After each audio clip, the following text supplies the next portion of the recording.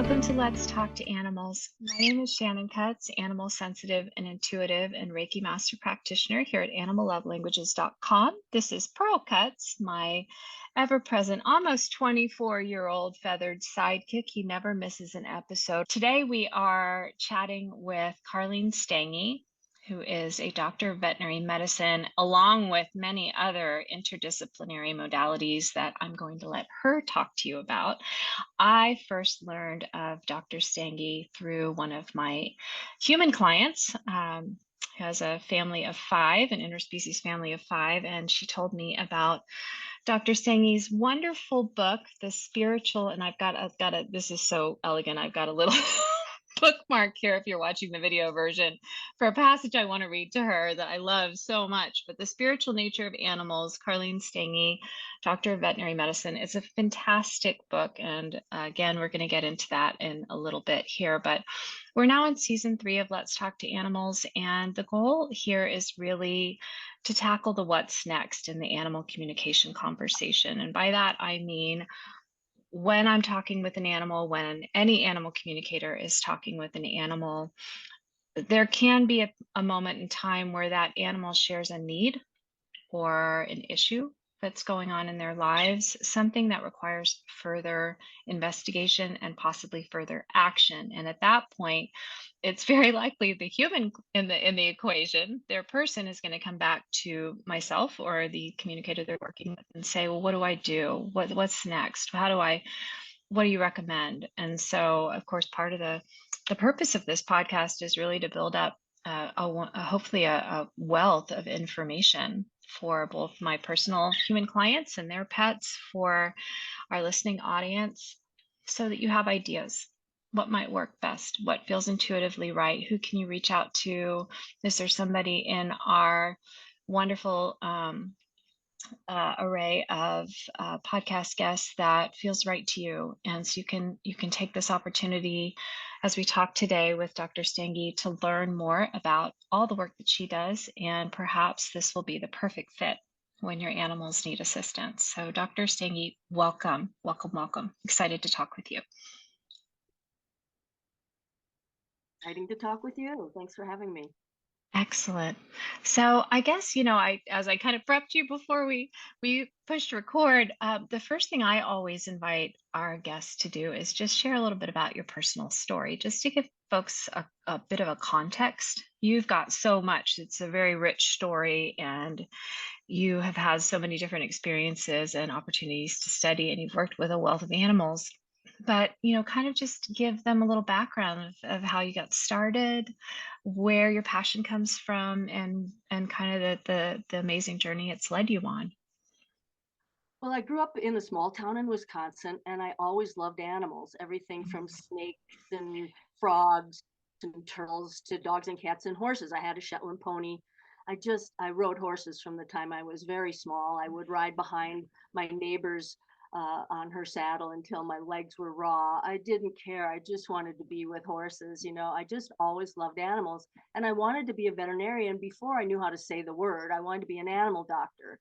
And I was told by my teachers and guidance counselors that they don't let girls be veterinarians, honey. Wouldn't you like to be a secretary or a nurse? I'm like, no. But my mother said, you're the smartest, most beautiful girl in the world. You can do whatever you want. And that just stuck with me. Thank God for her. And so I decided to pursue it. And by the time I finally applied to vet school, there was 50% women in the class at CSU. And, years later, it's now 85% women. It's completely changed, because it was mostly farm animals back then. Anyway, I finally made it in, and I came to this small ranching community, and I wanted to be a horse doctor. And I was told by my teachers at CSU, they're never going to accept you as a woman. Those ranchers, and they were going to accept you. And they were fine. They were like, yes, ma'am, no, ma'am. Sounds like you know what you're talking about, little lady. And she's a damn sight better to look at than Harry. Yeah. So I got along with them. Fine. The ones that didn't want a woman didn't call me, but I've practiced here for 32 years or something like that, and Now I only do acupuncture. The emergency work being a veterinarian is really exhausting, particularly for large animals. You're out of hours most of the time, first thing in the morning into the dark, sometimes in the middle of the night. And it's drama, trauma, stress, and it's just exhausting. And my body gave out, and I had to make a Yeah. decision. And I had been studying veterinary acupuncture. And so I decided I'm only going to do that, no more emergencies. And so that practice has really taken off. And I started getting many more small animal clients again. And so Mhm. mostly work with dogs and cats, but I have a lot of horses, even been treating a cow lately. Llamas, I worked on llamas quite a bit. I've Mhm. treated rabbits, iguanas, all kinds of different things with acupuncture and Chinese herbal formulas and homeopathy and essential oils and therapeutic laser and food therapy. So it's really wonderful. I really enjoy that. It's less stressful for sure.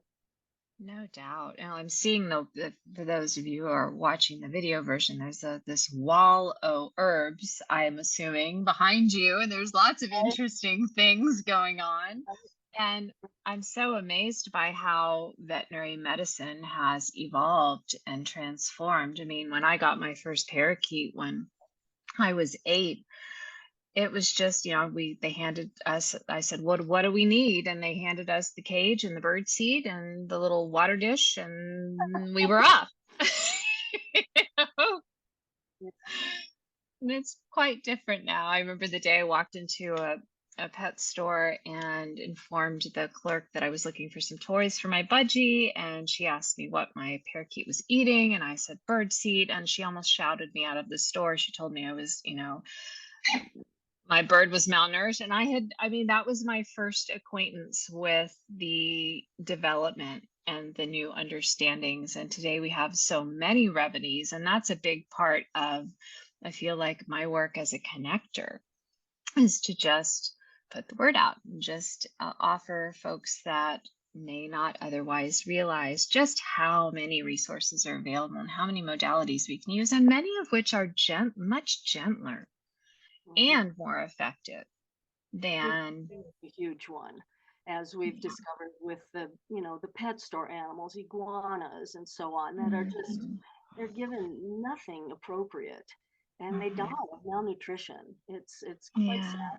So, Yeah. yeah, food therapy is huge. And unlike the medical field, they're very specialized in their areas and they don't really embrace the whole nutrition part Mhm. as part of their education or part of their teaching to their clients, but that is a huge part of our practice. We always go over the food. And as It's. we're going to talk about is the pulse Mhm. diagnosis. I Mhm. use the pulses to figure out which foods are appropriate for the animal. Well, it's interesting. I shared with you before we pressed record that I just went through major surgery, and throughout, haven't had a ton of appetite.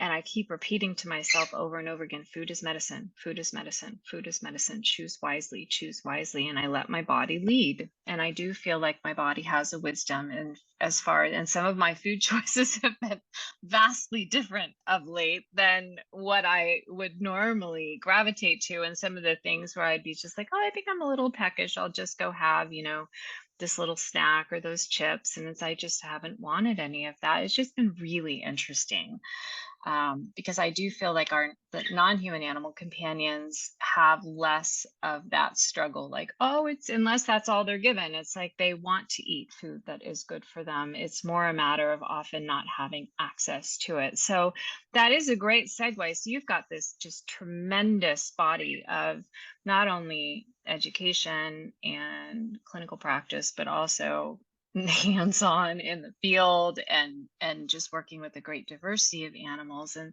I mean, I really feel like the nature of your work, and your book, the pulse testing work that you do, it's like, yeah, it kind of doesn't, it feels so similar to the work I do with animal communication in a sense, because I look at, the being that I'm speaking with, and I in a way don't really quite care what costume they're wearing. It's kind of like I want to take all my assumptions away and just meet that being as they are, rather than going, oh, that's a bird, I know a lot about birds, or oh, that's, a cow, I know nothing about cows, or whatever it may be.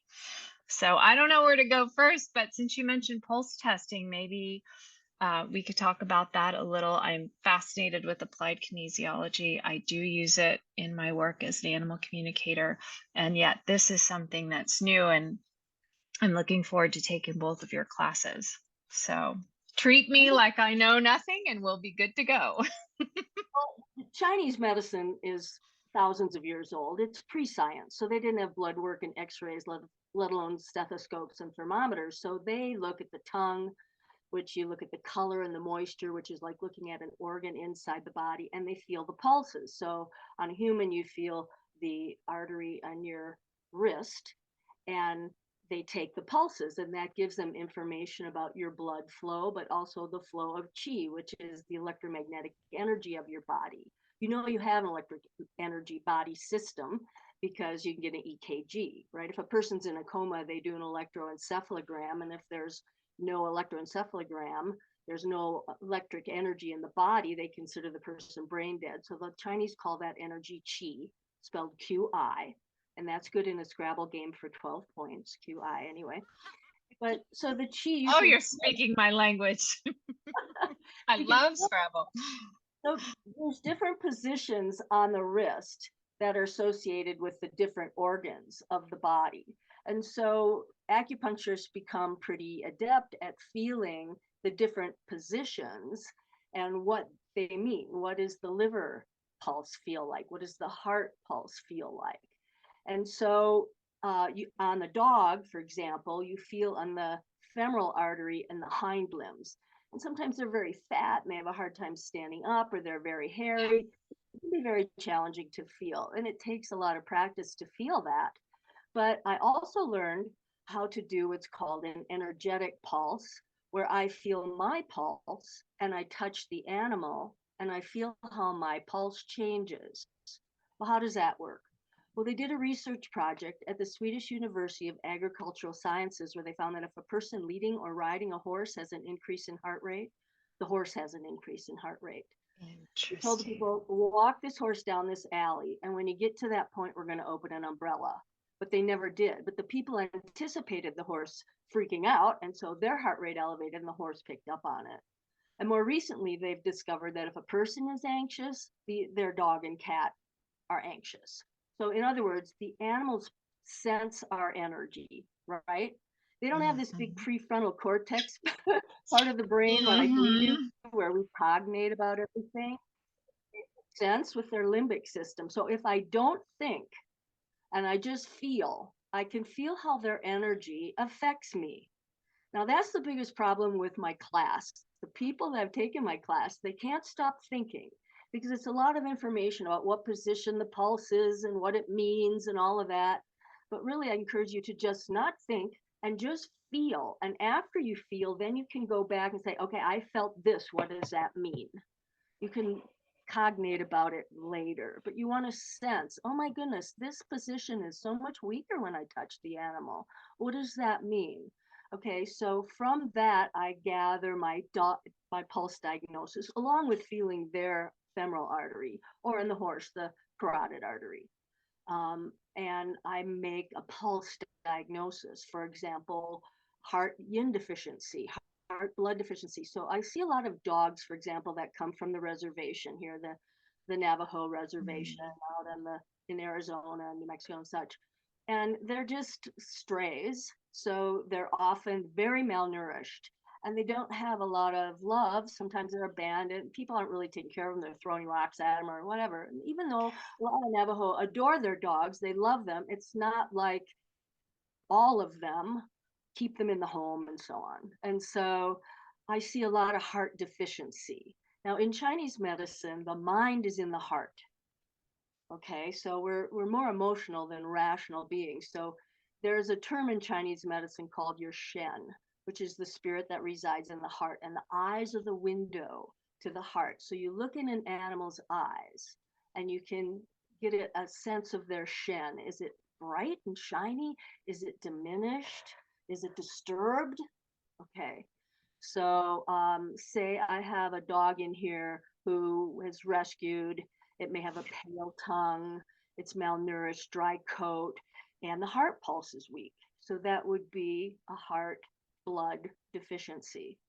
So not only do we nourish it with Chinese herbs and acupuncture, but food therapy, uh, and perhaps some essential oils for tonifying the heart and loving, and just, then communicating with the animal about that was then. You had that upbringing that was hard and lonely, but now look at, you have this person who adores you so much. So you can forget about that. That's done. That's the past. Now you're here and you're safe and you're loved. It's amazing how they can let go of the past so much better than we can. It's definitely resonates in their body, you know, a disturbance of the Shen, for example, a trauma, like you've just been through a trauma. So your Shen is disturbed. So you need a little bit of Shen tonification, right? Some heart soothing herbals and things, acupuncture. So, but yeah, that's over now. And the animals go, oh, okay. Now I'm okay, great.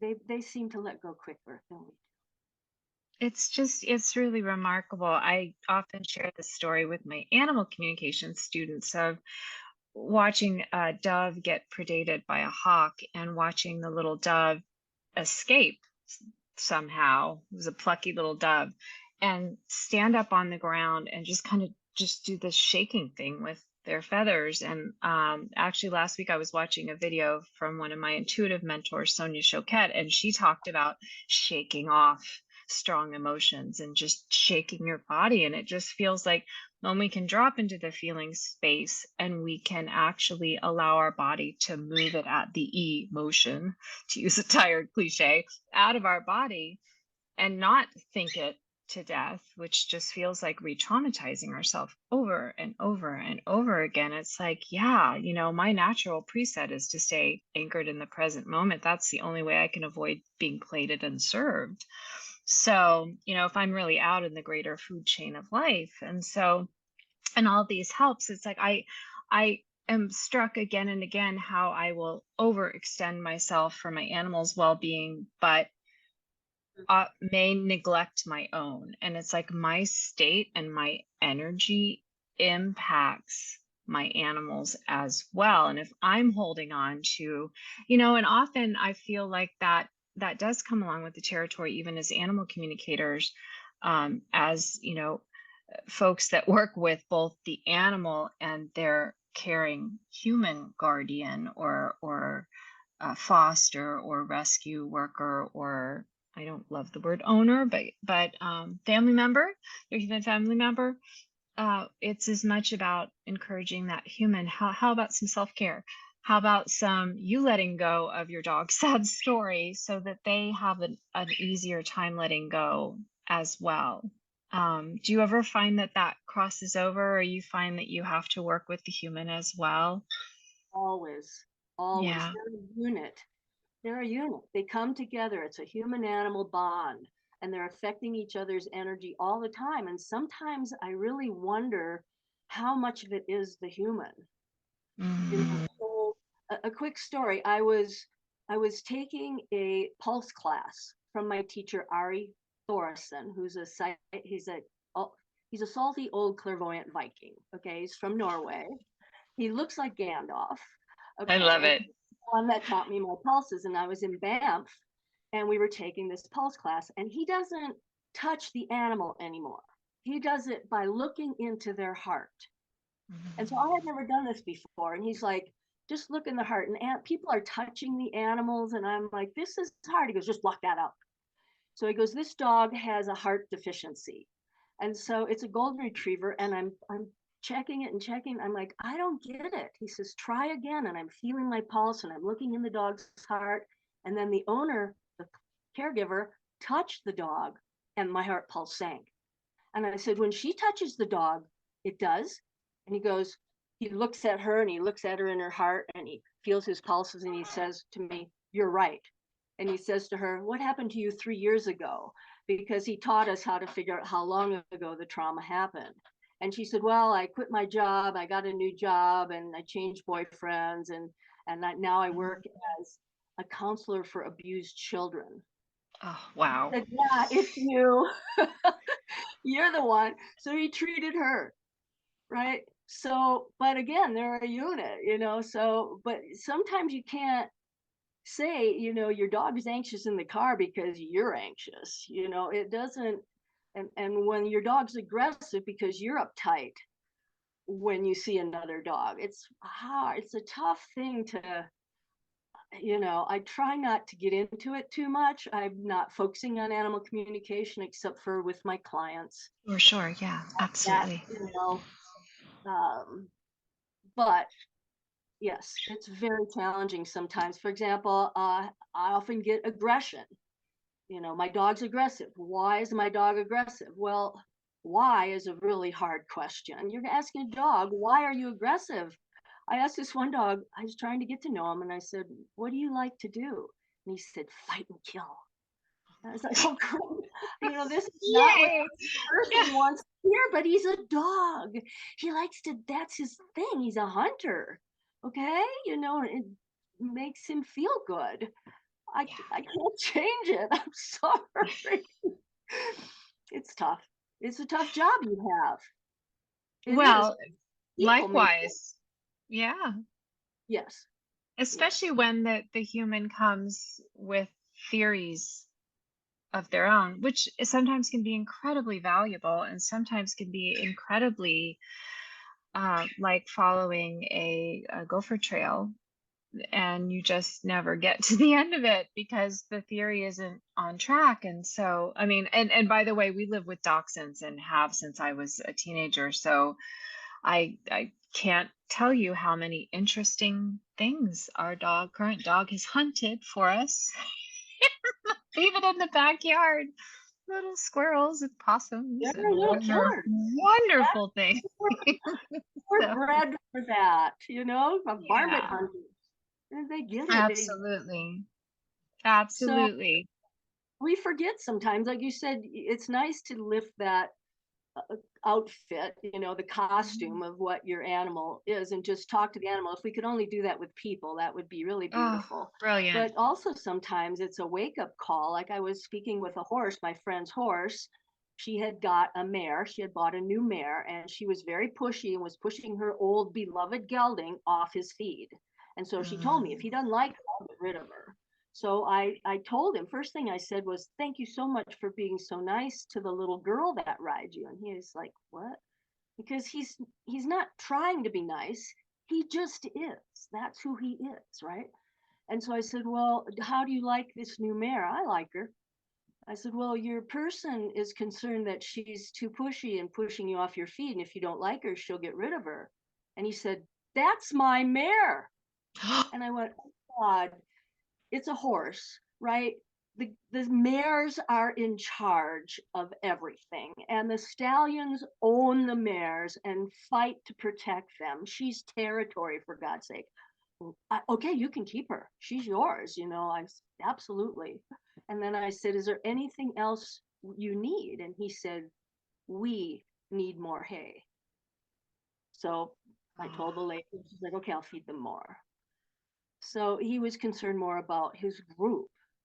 So sometimes Incredible. I'm talking to a dog who likes to hunt. I'm talking to a horse who wants to keep his mare, so And it's such a nuanced and important point because, there's such a thing as saying, well, I wanted this breed of dog, or I wanted this species of horse, and they're, or I wanted this species of parrot, but I want them to be different than they are. And it's like, well, is that indicative, especially in species where humans have gotten into the mix and have created specialized breeds with certain traits and temperament and aspects of temperament that we wanted at one time? Maybe we don't want that now, but at one time when dogs were, for instance, much more just pure working companions, co-partners in survival of the fittest, those traits were essential. And so it's like, is it a problem, or is it a breed or a species trait? And it's such an important question to ask. take the German Shepherd. People Oh my come to me goodness. all the time with German Shepherd problems. And, I have German Shepherd clients who are on it. They're commanding the dog. The dog is, yes, ma'am. Yes, sir. I'm on it. I'm doing exactly what you say. I'm getting lots of exercise. I'm being fed properly. And then there are those that really should have got a lab or some kind of lab dog. Yeah. This dog is a job. It needs order. It needs commands. It needs work. It needs a lot of exercise and appropriate diet. And otherwise, they're going to chew holes in themselves, and it's not going to be good. So yeah, the species, the breed of animal, and also the individual, they're all individuals. And sometimes, like you said, I can't change this. This is who this animal is. So yeah. It's a process of uncovery. It's kind of the analogy that comes to mind is one of my best friends, she was pregnant for the first time, and she told me, she said, I can't wait to meet my baby and find out who they are. Right. I Right. thought, oh my goodness, that's brilliant. Versus I have another friend who was pregnant for the first time, and she was already had the either a lawyer or a doctor or, and it's like, turns out her daughter really wants to be a dancer, and that's a point of friction. And it's so interesting to see. It's like, do I want to know you, or do I want to shape you and make you who I have decided? And because sometimes the gifts come in the strangest packages. Right. And we And then, may need what we don't think we want. right. And at the same time, those are gifts wrapped in sandpaper, right? Those are Oh, they lessons that those people are getting. There's so much trauma and sorrow and stress in veterinary medicine. That's why I wrote my book, to unpack yes. all this and understand, why is there so much suffering? And there's lessons in every little thing. The Taoist said, the purpose of life is to transform the heavy lead of suffering into the gold of wisdom and compassion. All suffering has the purpose of spiritual growth. So it's hard to see that when you're in the middle of some awful agony where people are crying and the animal is writhing in pain or whatever. But somehow there's a blessing in there. We just don't understand it, and we have to trust and learn from it. If we can just be calm with it. So I've learned to be calm with it. And it's often disturbing for people to see an animal dying, but for me, it's a beautiful time. It's like birth. It isn't easy always, and it isn't pain-free, right? But Yeah. that's a transformation that is such a golden moment. And I really try to encourage people to find some calm in there and just love the animal and be present with it. Just breathe with it and say, thank you. Thank you so much for our friendship. Please forgive me for anything I did to hurt your feelings. I forgive you for anything I was ever angry about with you. And I adore you so much. And then I set you free, then watch them turn into light and go merge into the light. That's such a golden thing for people if we can just do it. If we can calm our hearts from the sorrow and the perceive the suffering in a different way. Perceive it as a gift that is a teacher, which is really hard to do. I know, because I've done it a lot. You've done it a lot, and you've come to this centering calm from every emergency in the book. Speaking of books, I mean, your book, I mean, and it's really starts out the spiritual nature of animals, and it really starts out with sharing your experiences in the field, in the thick of it. And I feel like the evolution of your own awareness that heal thyself first, care for thyself first. And at some level, if we don't tend to our own needs first, it's kind of like that old cliche about the oxygen mask when we're and we're in the plane, and it's like, well, yeah, you can help this animal and maybe the next one and the next one, but there's going to come a point of no return where you are no longer well enough yourself to help anyone. And I mean, and I do feel like there's a natural progression of even maturity of, seeing the whole spectrum of what's going on in Right. our animal friends' lives, and then making an informed, from mind and heart choice of where can I do the most good? Where is my passion calling me? And where do I feel uniquely equipped to maybe specialize? Maybe, it's like we start out kind of as generalists. We start out kind of surfing and surveying and thinking, where do I fit in to this bigger picture? What hat it, should I pick that will allow me to be of the most service? And recognizing that's not to take away something essential in the field, but that maybe there's somebody else who then will step into that role. They've just been Mhm. waiting for us to move. When my book was being published, Marta Williams, the animal communicator, called I me used and her told for many years before. She used to tell me, you can do this. And I just was like, I hear nothing. I don't believe you. I love her. Okay, right, go ahead. she endorsed my book, and she called me and told me, you're right, the animals mirror us, but we mirror them too. Everything is a mirror, right? So it's all just a reflection back at us. So one day I was in my bathroom and there was a cricket in the sink and it was missing a leg. And I thought, oh, poor thing. I don't like to kill things. So I caught it up in a tissue and I went to take it outside, and I opened the door. And as I opened the door, it fell out of the tissue, but right at the door sill. So I opened the door and it crawled out the door, and I shut the door behind it. And I have a long window right next, and I looked out and there was a frog on my porch. I've never, ever, ever before or since seen a frog. This is a desert. We don't have frogs, okay? Right? Yeah. The frog took one hop and ate the cricket, right? I mean, that's His what catered lunches are awesome. oh my God, what does this mean? Well, here I am, veterinarian, trying to save every pitiful thing. How can a cricket even function without a hind leg? It can't make sounds, it can't hop, it can't do. This poor thing needs to be euthanized, right? This is, and I'm saving it because I'm a veterinarian, right? And this frog's like, I'll take it. Boom. Like he was waiting there for me. Like the universe sent him to get a meal just from me. It was perfect. It was like, you can't save everything. Okay. Your job is sometimes to help the animal die. That is sometimes your purpose. And that's okay. It's sad. You feel like, I'm a failure. I didn't fix it. Well, fixing it was letting it go. Right. So that's a hard one because we always want to fix it. I want to save them all. And I can't. That's We not get so attached to the cuteness or the functionality, or I mean, I'm going to go with cuteness because that's what we've got here, but right, Pearl?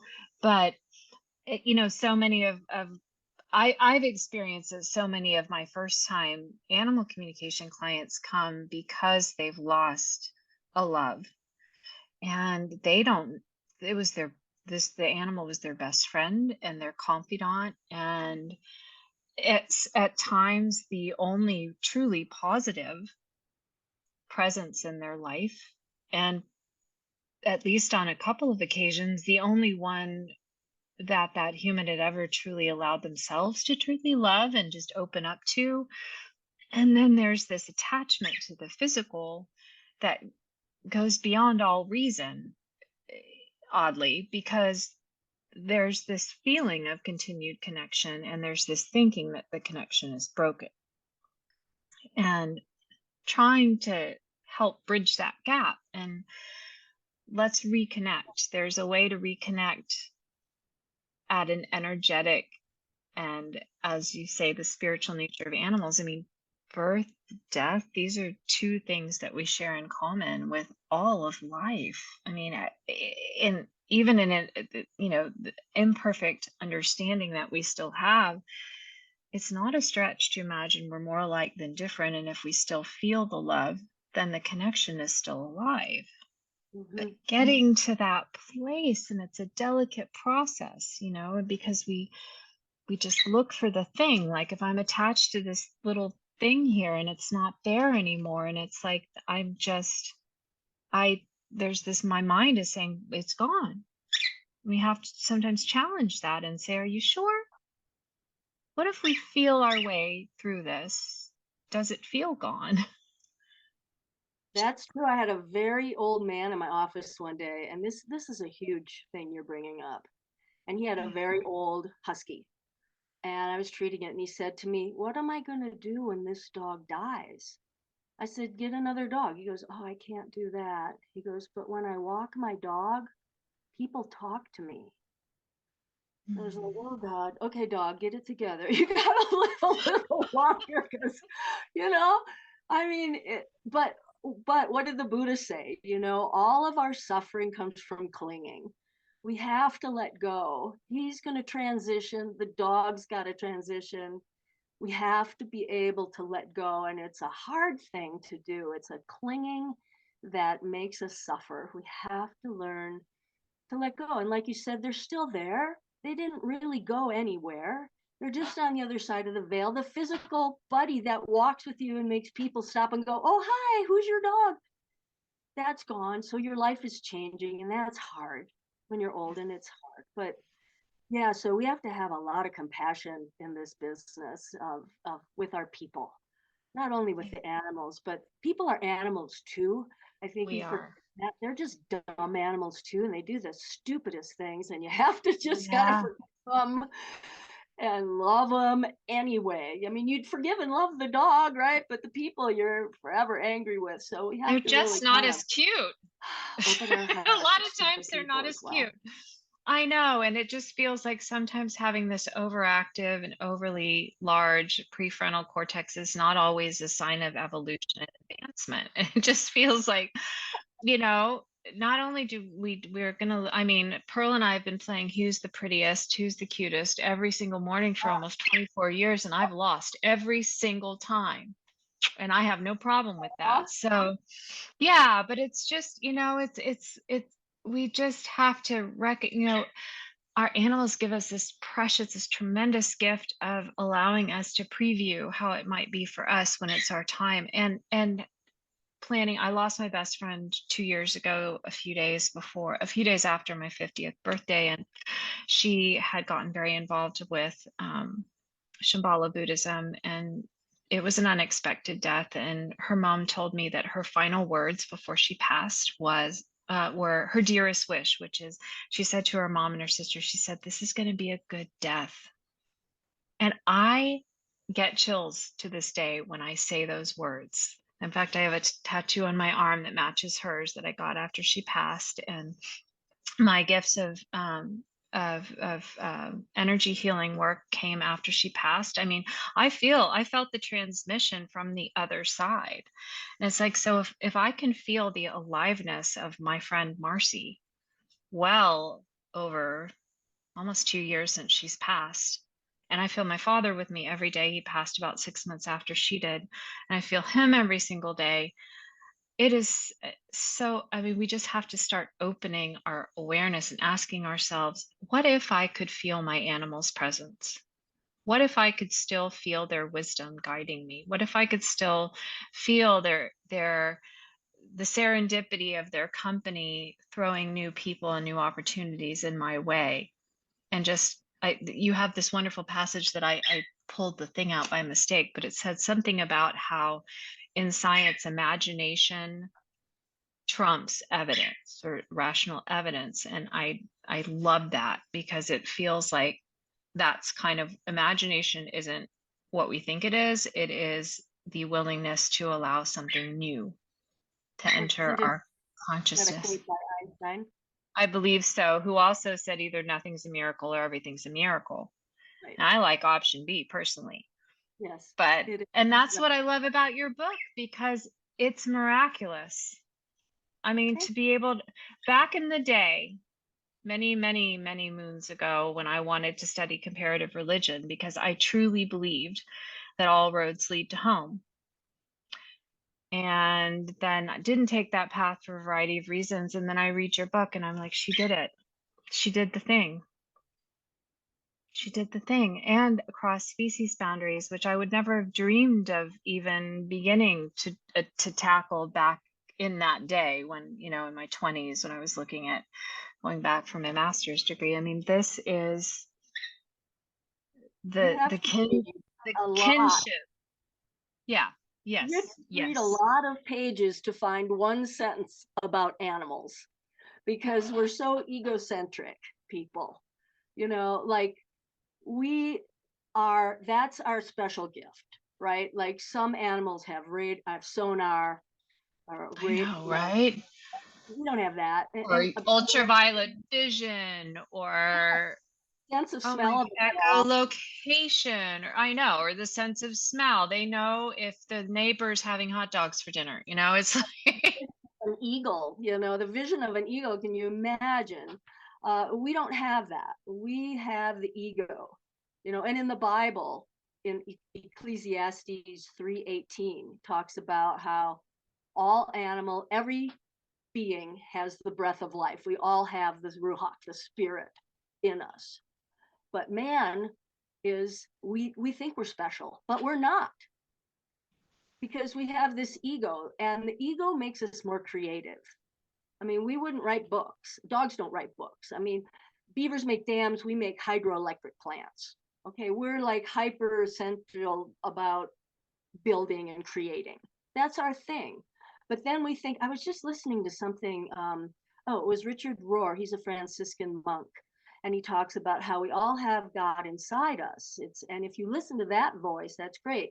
We're all heaven and we're all earth together. But when we left Eden, we thought, we're earth, yeah, we're yeah. creators, we're All special. of this is mine. I'm the Like, creator of it says all. who? And Yeah. that's when we separated and thought we were special. And we have to, you know, live with both. We have to incorporate both. And the ego, you have to honor the ego, but don't let it run amok. You know, and if you can just set it aside and listen to that inner guidance, that's the thing I learned writing my book. I went on a vision quest and got out in Must the have been desert by myself. amazing. And that's where I heard my inner voice for sure. I connected with it and went, oh, that, okay. And now I know you're with me all the time. You're guiding me. You're telling me. I just have to connect with that and listen. And often when I'm working, I'll go, yeah, what am I going to do with this dog? And I'll hear large intestines 4, put a needle there, or Bujang Yichi Tong is the herbal formula. I'll hear it. Okay, boom, and I'll test it. Yeah, that's good.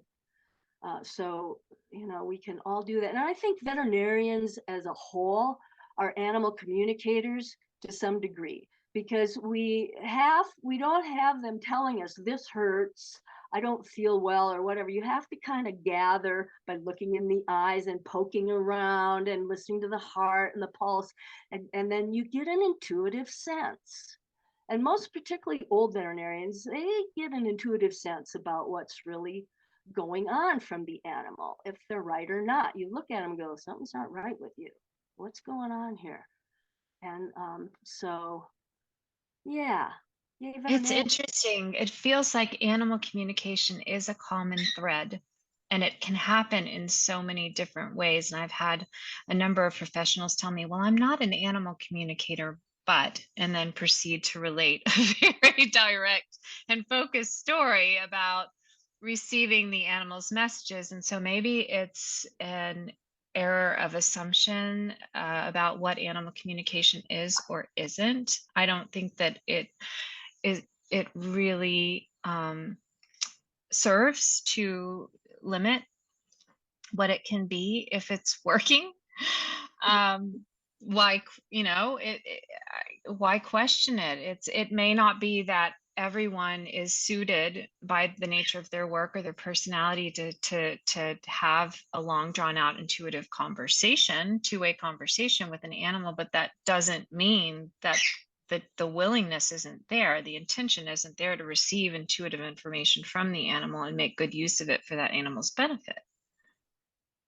Yeah, And I feel like it's, you know, in the work that I've done as a student as well as a teacher, I have always anchored to this is a tapping in or a tuning into the universal language of all species. And so I anchor back then again to Einstein saying, well, either everything's a miracle, either or nothing's a miracle. Either this is truly a universal language that we can all tune into and make use of, hopefully for the good of all, or it's not. And so that's my working premise. Maybe some people come with more, as you opened up our conversation, with more thinking blocks, more mental blocks, more, or maybe trauma in their background. Maybe people steadfastly refusing to see their open intuitive pathways, or shaming them for it, or being afraid of it, or whatever it is. And so maybe they come in with a lot of obstacles in their path. Those are obstacles. They're not a lack of capacity or lack of capability. You bring up a good point about opening yourself to the animal language is the spirit language. And there's a quote in my book from a shaman that said, animal language is just a variant of spirit language. So, you're hooked into the whole thing, right? Yeah. Am I talking, so you can ask for the guides, you can ask, because sometimes an animal isn't forthcoming. You could ask for the spirit guide to help you. You could ask for a friend of the animal who's in spirit realm to help you. Some animals, I don't know if you're familiar with 5-element theory. It's a Chinese theory. I have a picture right here, but some animals aren't talkative, right? No, they are not. Right? So the fires, they're like, Yeah. right? They were We have a fire. We have a fire right here. The metals don't have anything to say. They're the workaholics. Okay, they're the hunting dogs, the herding dogs. They want to do their job.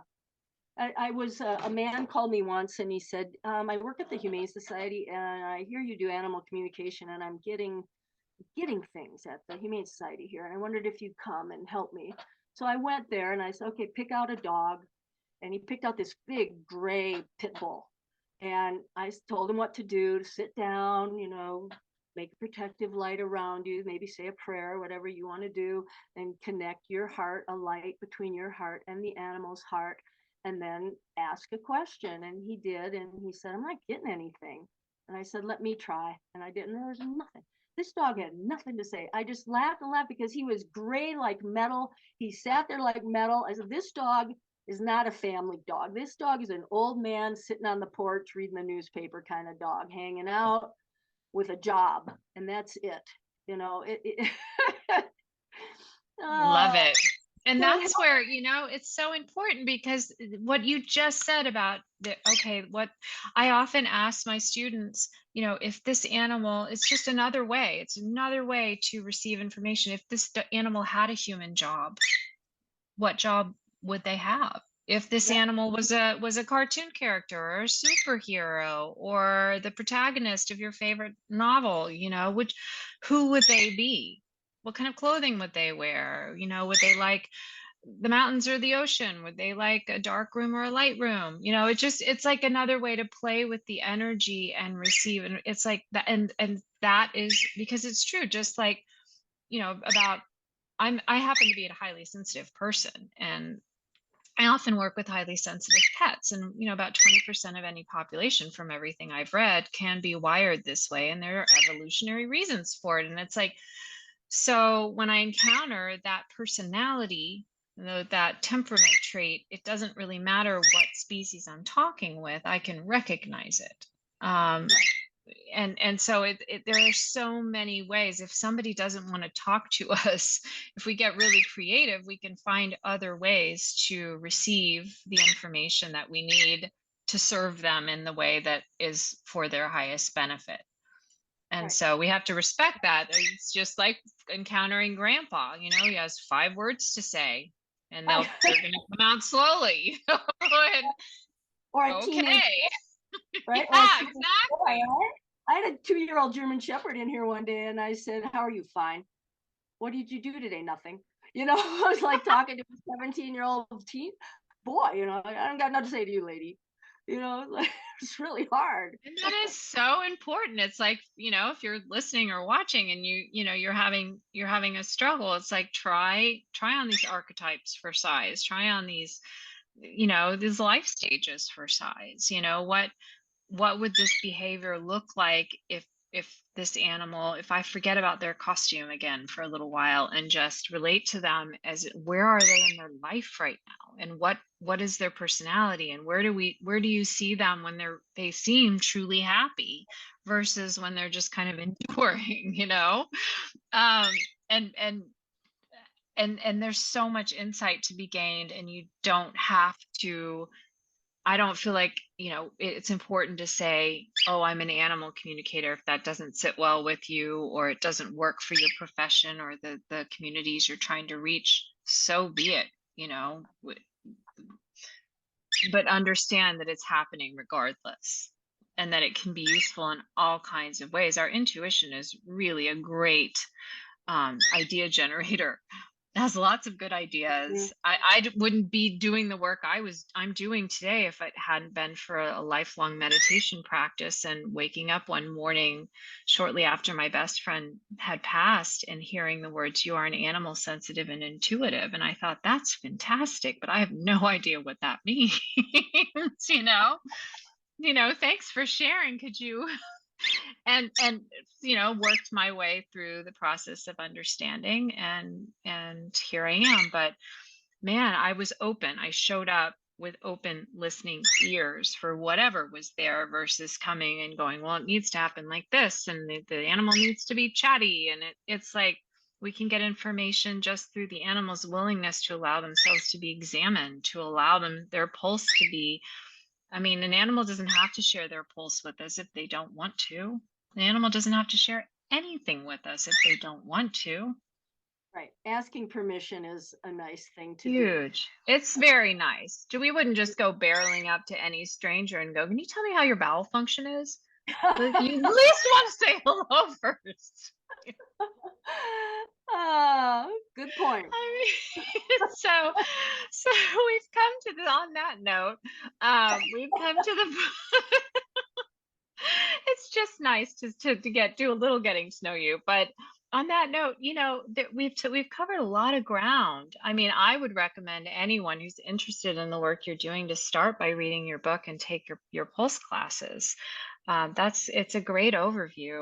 But what else would you recommend, especially if somebody's listening to this podcast or watching and is worried about their animal, or does feel like they need more resources, or they maybe something that you've mentioned with the work that you do today, maybe they feel like this might be a good fit. Where would you have them start?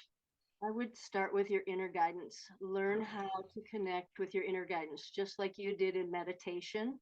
You have to get quiet and be with yourself. And we're too busy. We're so distracted with the internet and everything else we got to do. We got to play games on the phone. And, we can't stop for a minute and just be with ourselves because there's too much pain in there and there's anxiety and there's all these other things. And we have to learn to quiet that somehow, primarily, so that we can connect with that God part of us, that inner guidance, our true self, whatever you want to call it, your conscious, your subconscious, your higher knowledge. And that will tell you. I I just lost muted you. myself. Yeah, I muted myself. That was intelligent. The place that has our hunches or our aha moments, or the place where we feel the center of ourself, however you get there. But I love that. So a vision quest could work, going on a retreat. Sometimes you have to get rid of the devices, get away from the people and just find a way to be by yourself, even if it's just for 5 minutes in a room by yourself, and sit there, say a prayer, or however you connect, take depths and breaths, count your breaths, and just listen. You can ask a question, thank you guys for helping me with everything, first of all. Thank you, all my relations. Thank you, divine love, for being with me, for protecting me, for keeping me safe, for guiding me. Thank you.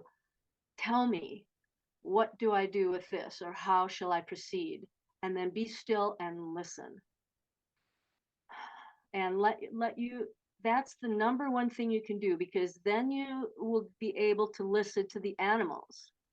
Instead of trying to fix it and change it, you Yeah. got to hear it and know it first, This is the hardest part. Same thing with the pulse class, is just feel. Everybody wants to think. You have to not think. It's not a thinking procedure. It's a feeling. It's clairsentience in a way. You feel. And now I touch the animal and I feel. And what is happening there with the feeling? You can analyze later, but shutting the mind down is bliss if you can do it even for a split second. Is it not? It's so much so.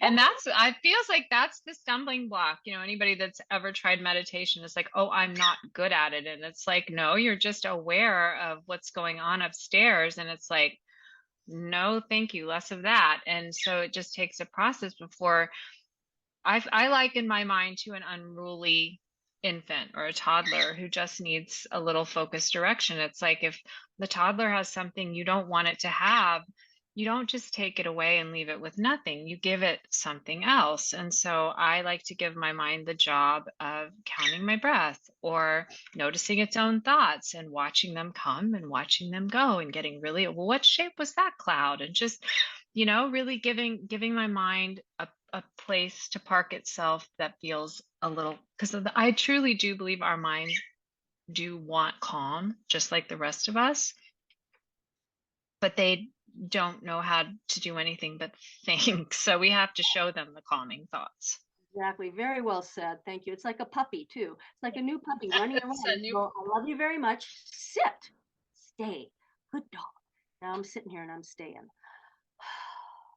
Oh, just that second of that breath. I didn't think, and that felt so good. So good. So good. That's the place to start.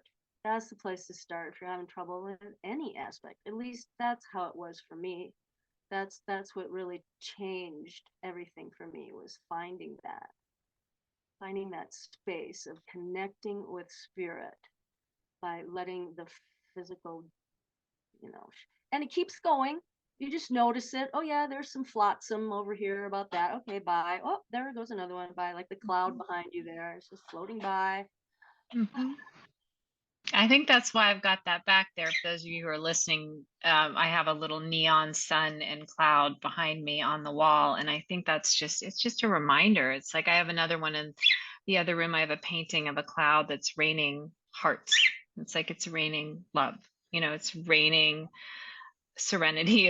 It's raining good things, and recognizing it's, not to go off on another tangent, but there's this old parable about a man who has good things happen, and when he does, the neighbor's like, oh yay for you, and the guy's like, oh well, we'll see. And then he has bad things happen and the neighbor's like, oh, I'm so sorry for you, and the guy's like, well, we'll see. And in the end, it turns out that it works out for everyone's highest good, and the man just is kind of like unattached to the ebbs and flows. And I wouldn't necessarily say that I've gotten there, far from it, but I'm definitely aspirational, because that is an anchor for, it's like the mind to just stay curious about, oh, this is interesting that this is happening. And that's what I kind of take from it. It's like his mind was just like, oh, huh, that's interesting. Let's see what happens, versus jumping on something and clinging to it and refusing. It's like, oh no, it went away. It's like, hold on tightly, let go lightly, hold on tightly, let go lightly. And that is the path to peace. And I feel like we can also, what you said, something so important, we can hear what the animals have to say. And one of Marta Williams' books that I read a few blue moons ago, I think it was called Ask Your Animal. And it's like, yeah, we can do that. We can also ask our animals in spirit. We can ask our animals who are with us now. Right. Correct. And then just kind of notice what comes, get really curious and notice what comes up. So, but I mean, I feel like there is, like, reading your book and taking classes. These are things that we can also do to park our mind, to give our mind something really productive to do. Feed our minds. Our mind wants good food too. Food is medicine for the mind. And so knowledge, understanding, and, I truly don't really even care. Somebody might come and say, oh, I'm Buddhist, or oh, I'm Christian, or oh, I'm Jewish, or oh, I'm Muslim, or whatever, or oh, I'm agnostic, or I'm atheist. It's like, but do you have beliefs? Do you have feelings? We all do. We all have, for an animal, a belief might be called a preset, I don't want to go behind that tree because once I went back there and there was a saber-toothed tiger. So, and that just gets codified into a set of behaviors that in the human mind we might call belief. But for whatever reason, it's like we can still find that inner sense of connectedness. We can still find that inner sense of an internal moral code. We can still find that internal sense of benevolence. And it's about, well, how do I want to live? Do I want to live as if nothing's a miracle or everything's a miracle? Do I want to live as if there's no place for imagination, or imagination has a preferred place in everything good that's come? You know, I'm going way afield, but I love the work that you're doing. It feels so timely and so needed, because I feel like there's something for everyone, and it's not very common to find something like that. You know what I'm saying? Like, to find a place where, okay, maybe, you know, someone doesn't resonate with every tradition that you touch on, or for whatever reason, but there's a place that everyone can find themselves, and that's a point of connection. And then we're taking it across the species boundary, and it's like, yeah, you're my best friend, and I'm going to need all the help I can get if you ever decide to transition. That's Well, my little science tells us that yeah. energy is neither created nor destroyed. It merely I transforms know, from I'm one so energy state to fascinated. another. So I ask you, right, so if someone shoots a bull elk with an arrow in the heart and that elk dies, where did that raging, rutting, bugling elk energy go? Where did it go? Okay, it didn't just suddenly transform into meat. The meat was there to begin with. So that energy, okay, if you're just scientists, then the photons of light, maybe they became light, maybe they became wind. It went somewhere. And then that transforms into something else. So, you know, it was a pretty organized, energetic field. So I don't know, but maybe it went back into another body, or maybe it went to a spirit realm. So a scientist, you know, I've spoken on science to various groups of people, and pose that question, you know, where did that go? Where, and you can look it up online and they'll say, you know, the photons continue somewhere. Something went somewhere. So, you know, Mhm. there's a lot of It, wonder and magic, like you said, out there. So there's so little that we know. When I first started writing this book, you know, animals didn't have feelings, animals didn't have souls, they aren't conscious. Now there's National Geographic channels about all these magical qualities that animals have. I mean, it's changed dramatically so from the dramatic. time I started doing research for that book, which was 20 years of research. Amazing. Yeah. So, Yeah. we're come a Easy to long way. see. And they're concluding, the scientists are finally concluding what I said, the same thing, is that we are finally getting wise enough or conscious enough to recognize the consciousness and the skill levels that they have with their sonar and so on. So, and we can't even touch the sense of smell of a dog. I There's no know. way. I We know. don't have I equipment. know. You know, we can No. only postulate what they sense. Like, you know, dolphins too, they'll sense a tumor in your body and come up. How do they do that? I mean, it's amazing. So we have a lot It's to learn. incredible. Yeah. I, I'd, like And to give, my I'd like to give you just a couple of things I for love it. people that are watching. If they're looking for a veterinarian who does traditional Chinese veterinary medicine or acupuncture, there are a couple of websites where you can do Find a Vet. Okay, one is tcvm.net, and that's traditional Chinese veterinary medicine.net. And there's a place you can put in any address and they'll tell you the nearest vets that do Chinese medicine with herbs and acupuncture. There's also IVAS, International Veterinary Acupuncture Society. That's www.ivas.org. And my email address has changed. You can email me at info@animusanimals.com. Animus is the name of the river that goes through Durango, and it's a word that means spirit in Chinese in Latin. It means spirit, and it is the root word of animals. So Animus Animals is my veterinary practice name. So info@animusanimals.com. Thank you so much for that, because normally I mention the website at the beginning of the podcast, and I got so excited to see you that I didn't do it. So Oh, I'm very glad that you did it. animals, Oh, well, animals, thank you. very Dr. good. Stange, it has been a blessing and an honor to meet you and to talk with you. And I'm so looking forward to sharing your work with our listening audience and sharing your book, and hoping that people will enjoy it as much as I have. Right, Pearl? Mm-hmm. Shannon, I can Okay. feel your beautiful heart, and I hope may you be well, may you be safe, may Thank you you. heal quickly and be Ah, completely healthy. absolutely. Thank you so much for that blessing.